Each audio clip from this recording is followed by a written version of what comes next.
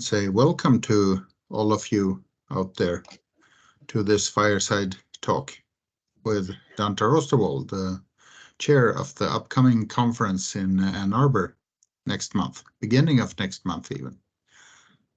So Dantar, would like to hear about the agenda. If we start with the pre-conference workshops, we have one which you will host. Lean Product and Process Development Basics. Yeah, so Peter and the rest of the team that's on here, it's fantastic to have a couple minutes to actually kind of talk and preview what's going to be happening in October. So we're going to be in Ann Arbor, and we're going to be having our in-person conference for North America. And as we traditionally do, we have workshops the Monday before and the Thursday after. So we have a couple things that are set up, and I'll let each of the participants talk about it as well, who are going to be facilitating them. As Peter said, Monday we'll be doing an all-day workshop on what is lean product development. And so we'll spend a day going through that. I always enjoy doing that, sharing kind of my journey in lean product development. We also have Norbert and Sam that will be doing a workshop, as well as Bob on Monday. So Norbert and Sam, maybe you want to talk a little about what you're doing. Yeah, thank you, Dantar. Let me talk a little bit about Sam here for a second. Sam and I worked at Goodyear. What was it, Sam? Over 40 years ago. And I realized that long before Lean, we really had a great culture of innovation. Sam, would you agree with that? We had a great culture of innovation at Goodyear. And nobody knows that better than Sam, because Sam had his fingers in absolutely every innovation that we did at Goodyear. And if I look at Sam's work, Sam touched on most of the principles of innovation in his long career. And also, we brought Lean in later, and it fit perfectly with the innovation culture. And Sam, one of the things that we talked about was Goodyear was in deep trouble in when was it, in the 90s, in very deep trouble. And they brought innovation to the rescue. Why don't you talk a few words about that and how you did that? Well, there had been a long history, culture of innovation, particularly during the radial conversion. There was a lot of new work being done. The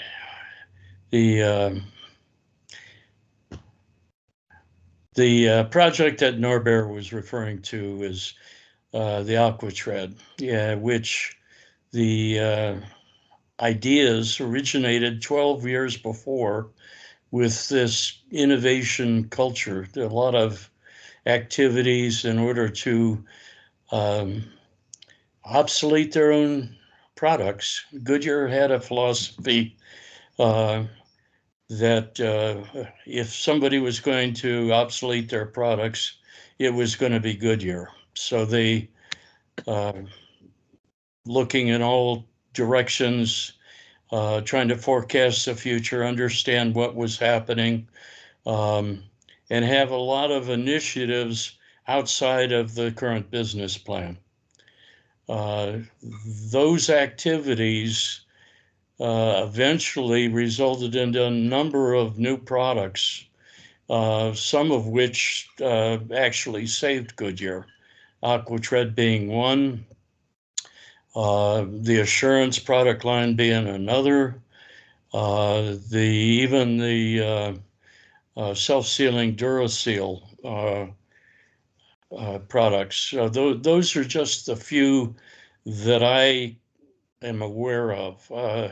There was a number of other initiatives that bear fruit also, but the seeds were planted, like a decade before the products were needed, and so they were available. The essence of the ideas, they had been not fully implemented, but the essence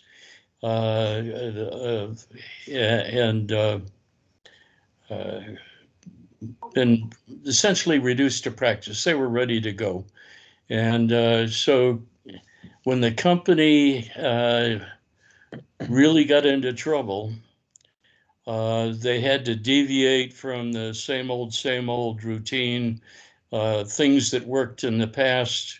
They had to go outside the box and capitalize on some of these ideas. The AquaTread was as much of a marketing innovation as a technical innovation. In fact, it was both marketing and technical together, and its value was in creating a new image of Goodyear.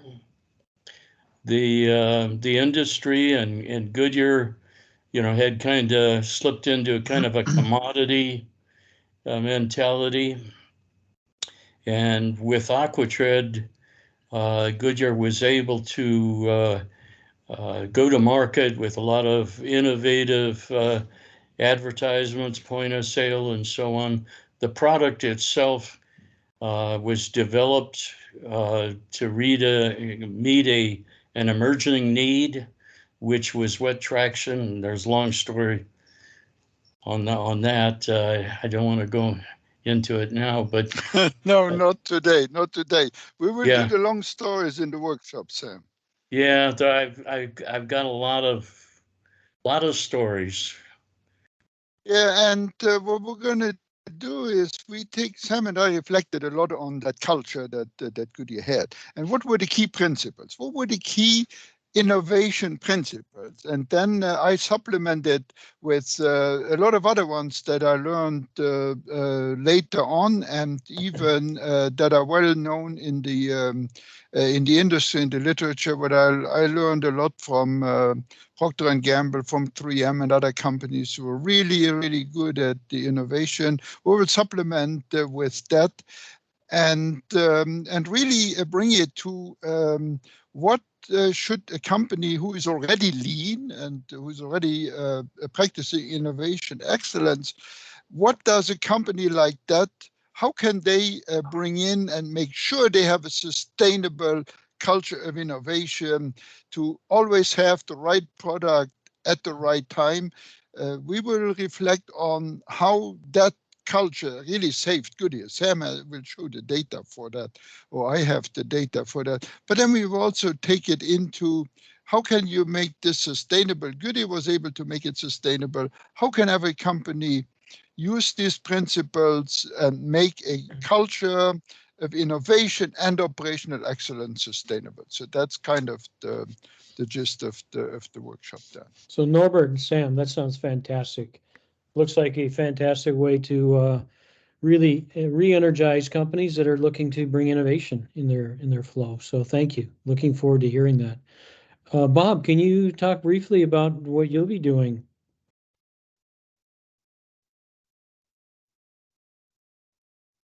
Is Bob still on? I think we might have lost Bob here. Okay, so let me talk.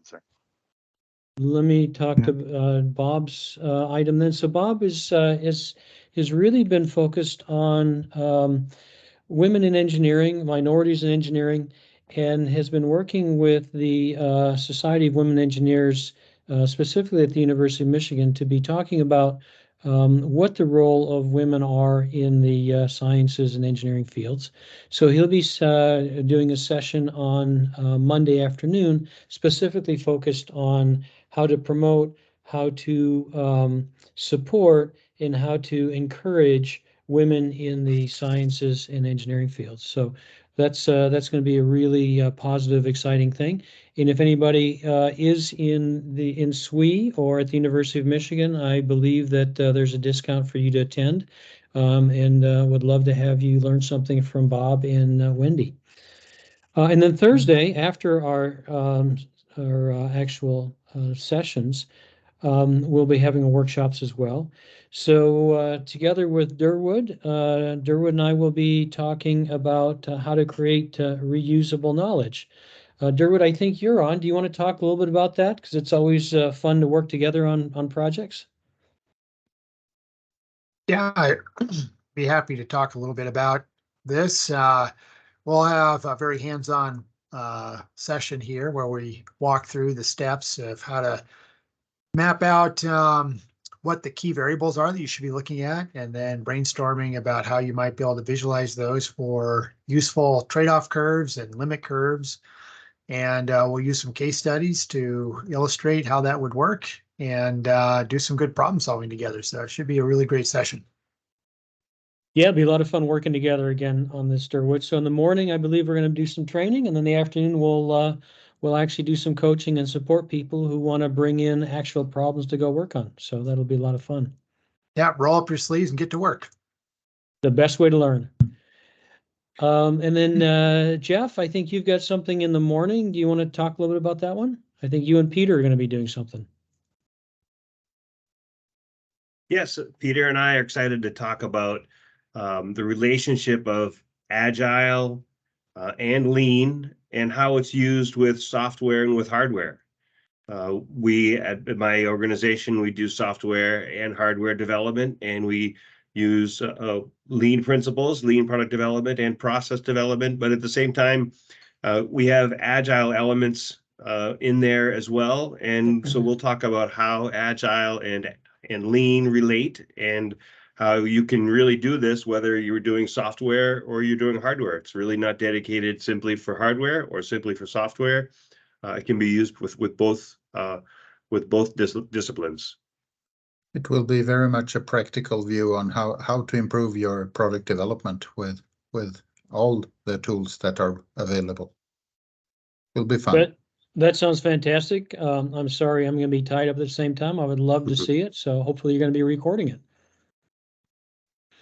And then last, but certainly not least, Larry, you are going to be bringing some very interesting new ideas to us on Thursday as well. You want to talk a little bit about what you're doing? Yeah, I hope it will be new. And interesting would be a bonus. That would be great. But what I'm trying to do is make the connection between innovation performance and value to the enterprise. I'm thinking 3 parts to this. Each part would generally go like this. We would have a little bit of introduction of the principles, an exercise to kind of get students involved in that. And then finally, it would be something that they could take home with them, an exercise that would be useful for them in the coming weeks.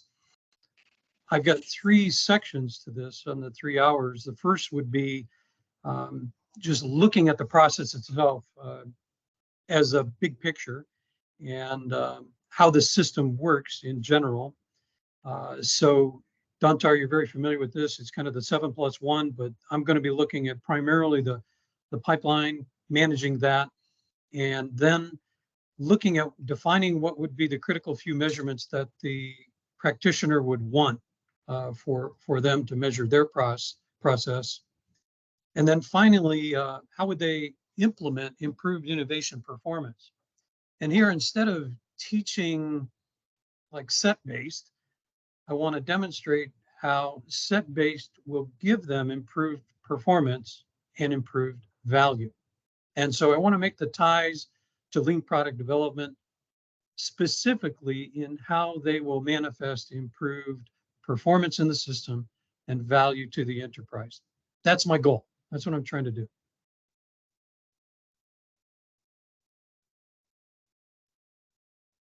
Great. That sounds absolutely fantastic, and certainly something very, very worthwhile. You know, I think it's often been said, if you can't measure it, you can't improve it. So having that out there would be a wonderful thing to learn.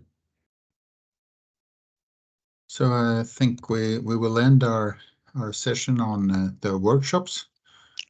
Hope to see you there. This will be a great event, great learning opportunities.